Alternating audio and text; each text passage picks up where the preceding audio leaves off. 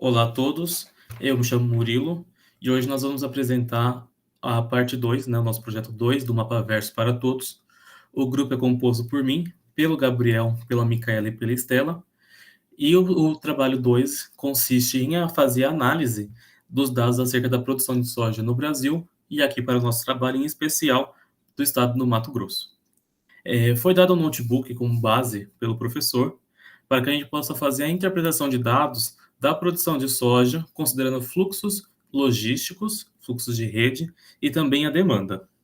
O primeiro passo para a gente poder fazer essa análise é importar dados de uma base de dados que a gente consiga fazer a apuração de valores de acordo com os municípios, de acordo com sua produção. Para isso, nós usamos a base de dados da SEDEC, certo? Como que a gente faz a importação desses dados para o nosso Colab? Nós, através da biblioteca em Python, import pandas, nós vamos estar pegando esses dados da base de dados do SEDEC e importar no nosso Colab.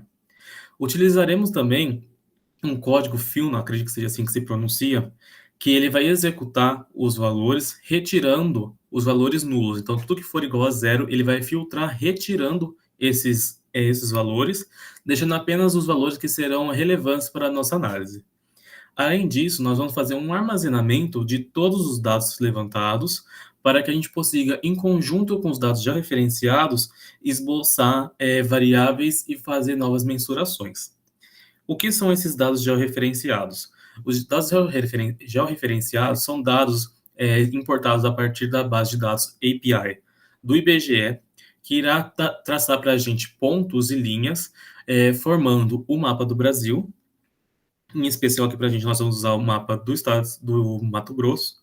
E dessa forma a gente vai conseguir mensurar, de acordo com a biblioteca Folium, que é a biblioteca do mapa, as variáveis certinho dos valores de acordo com cada município que a gente pegou lá da biblioteca da SEDEC, certo? Como que a gente vai fazer essa mensuração? É de acordo com uma linha de cor, que a gente vai conseguir mensurar quanto maior a produção e menor a produção. Bom, agora eu vou estar explicando como que nós realizamos essas interações com o mapa para estar elencando esses índices de produção, tanto com relação à atribuição a uma escala de cores e tanto com relação à distância e à distribuição com relação à produção dos diferentes pontos geográficos. Essas interações com o mapa, elas acabam sendo bem importantes porque é através delas que o tomador de decisões que analisa todo o processo logístico com relação à alocação de pontos de produção, vai estar utilizando para sua tomada de decisão. Para estar elencando a produção dos municípios, nós criamos uma escala de cores para estar evidenciando os níveis de produção. E para fazer isso, nós utilizamos a biblioteca branca.colormap para criar um color map linear, que posteriormente nós vamos atribuir cores e diferentes valores a essa escala. Após a criação do color map, nós criamos um mapa interativo com uma camada GeoJSON, representando dados de produção associados aos municípios. A cor de preenchimento dos municípios é determinada pela função color map, com base nos valores da propriedade de produção.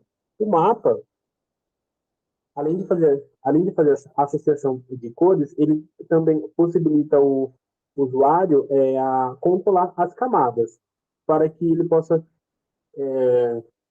visualizar essas diferentes camadas que estão presentes no mapa. Aí, como eu mencionei, além da atribuição de cores com relação aos níveis de produção, nós também analisamos as distâncias e realizamos cálculos para estar verificando a distância e a distribuição de produção desses diferentes pontos, porque é através dessas análises e também com a observação dos níveis de produção que se pode observar quais pontos acabam sendo mais rentáveis para alocação de produção de soja no Brasil.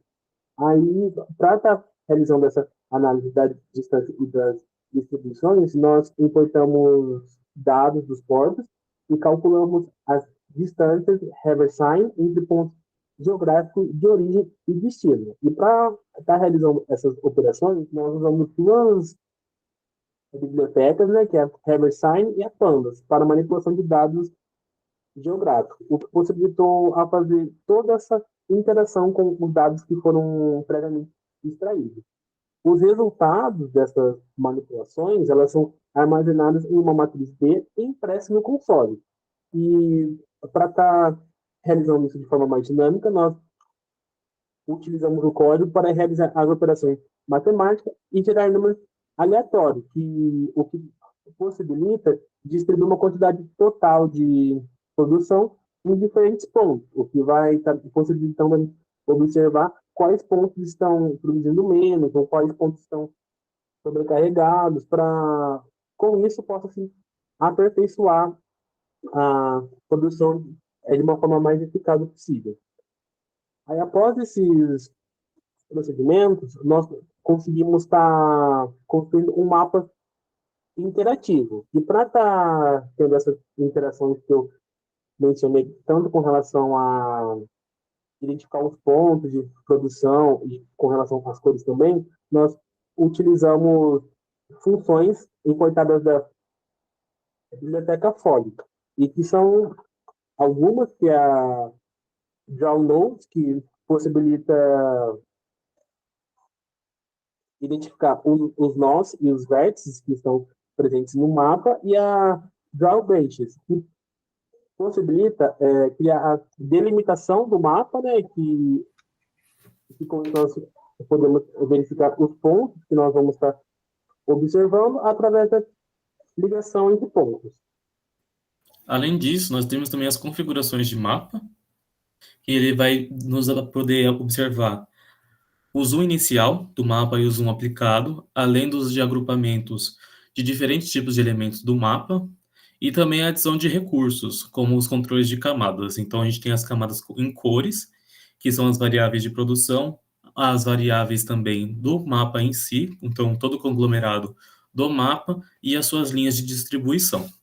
Agora nós vamos estar demonstrando para vocês a execução do plano do Colab, certo? E como ele foi construído.